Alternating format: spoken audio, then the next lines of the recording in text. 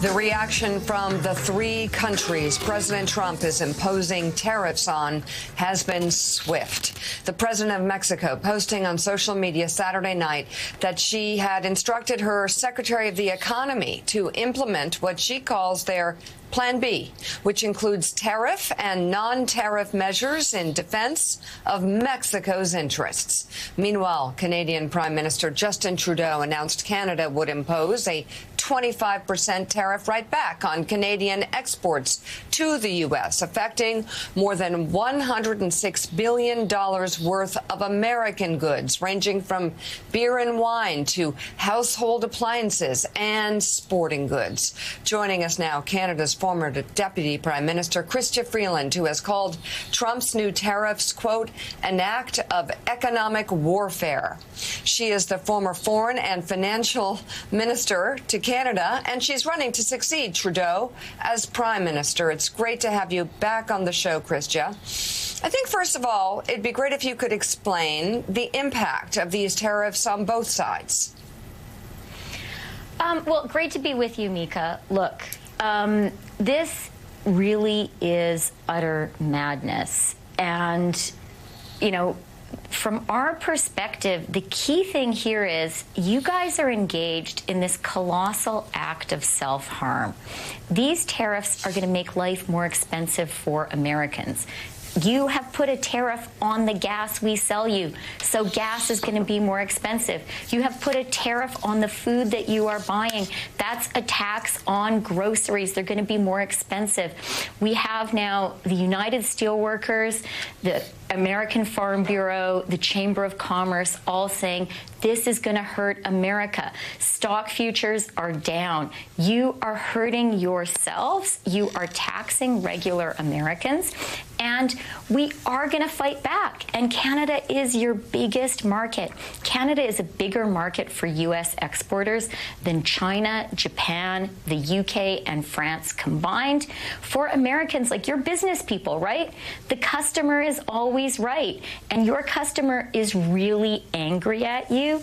The whole country is behind the retaliation the Prime Minister has announced. So now we are going to tax American exporters who are trying to sell us stuff. That means Americans are going to lose jobs. So this is really, it is self-mutilation. America is hurting itself. We think that it is utterly crazy, and we're also really, really angry at you.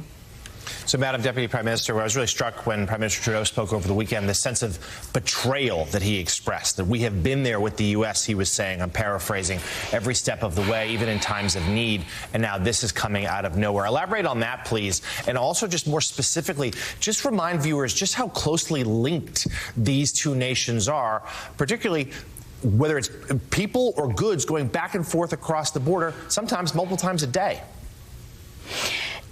The Prime Minister has been great, and I have to tell you, the whole country is rallying behind him. We all feel personally hurt, and that hurt is now becoming anger. You know, we pride ourselves on being a polite, nice country. But at the Raptors game last night, the American anthem was booed. At a Senators hockey game over the weekend, the American anthem was booed.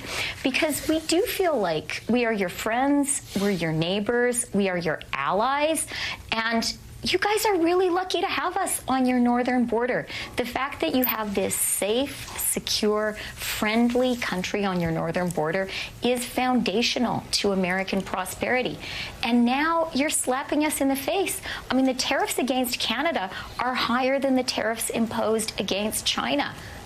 What's going on here, guys? It's Ali Vitale. I have a question for you in regards to the way that these tariffs have been put on. The Trump administration is saying that it's because they want to stem the flow of fentanyl through borders as well as illegal immigration. But in your conversations and in the conversations that these governments are having, do you have a sense of what the Canadians would even have to say to get these tariffs removed and appease the administration? Well, thank you for the question, Allie. And the fact is, these tariffs are being imposed truly for utterly no reason.